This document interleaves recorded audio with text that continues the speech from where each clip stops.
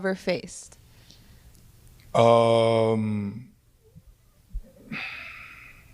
Rick Adelman, Erik Spoelstra, whatever head coach at the time. Erik Spoelstra is one of the toughest defenders you've ever faced? Yeah, he never put me in the game. Spo, I love you. Don't. Spo's my guy. Don't. I guess that is defending. It's blocking you from playing. All right, man, let's talk about Michael Beasley. He said the greatest defender that he had was Erik Spoelstra, Rick Adelman. All the, Rick. I don't know when he played for Rick Adelman, but hey, all the coaches that didn't play him, he said they were his greatest defenders, and I feel him on that. Obviously, I think Bees had that curse of players that were really, really good with the ball in their hands, but without the ball in their hands, they were pedestrian. So I think that was his curse. I think he was really, really good with the ball in his hand, but without the, when you start putting them in positions, to be without the ball in their hands, it's a different ball game. It's a different ball game. So don't forget it. And a lot of these guys, you had your Tyreek Evans, and damn, I want to say it was somebody else. A lot of these guys, you see them play, in other settings.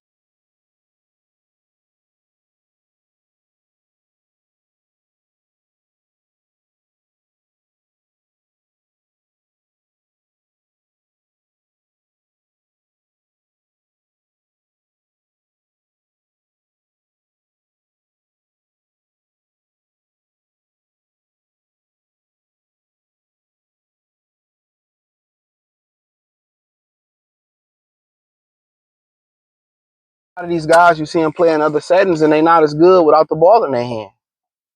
I mean, they not. I mean, they only good with the ball in their hand. You be like, damn, why is Michael Beasley out the league? Or you see Tyreek Evans, like, why is he out the league? And it's a lot of guys that, these guys coming to the league the last probably 20 years, and they only really good without the ball with the ball in their hand.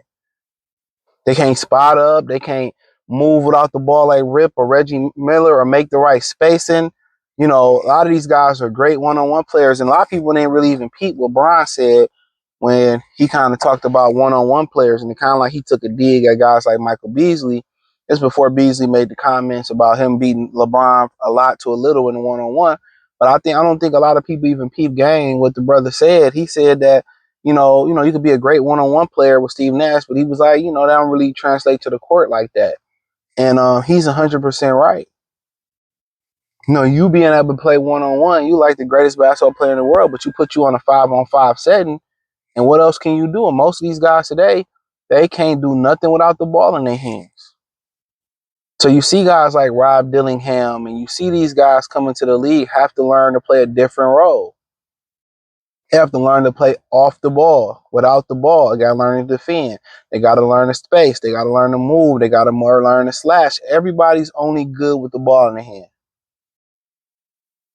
You know what I'm saying? Like that's a big problem that they having outside of injuries. And lack of wanting to play all his guys. And Beasley was one of those guys. He was great with the ball in his hand, but one of the biggest problems is he don't make nobody better. Luka got that disease. He loved it without the ball. He just there. He don't know how to play without the ball, and make that hockey assist or cut to the basket and catch and shoot, and really have somebody create offense for him and be the roller or just be the spacer. You're not gonna win. LeBron is an anomaly.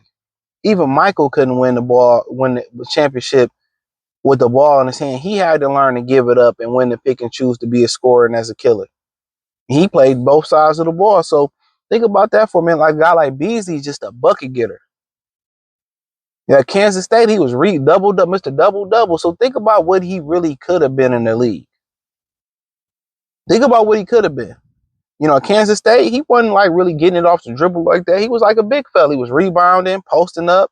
In the league, he became more of a one-on-one off the dribble, and that's why guys like Rick Adelman, I guess, and Erik Spoelstra didn't put him in the basketball game like that, because if you're gonna have the ball in your hand like a Bron or a Magic, you got to make guys better.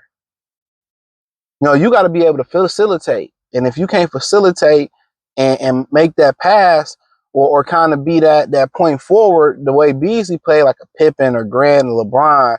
You know, you like a Magic. You know, them 2 point guards. You know, you ain't making nobody better. I can't put you in the game if all you doing is looking to score.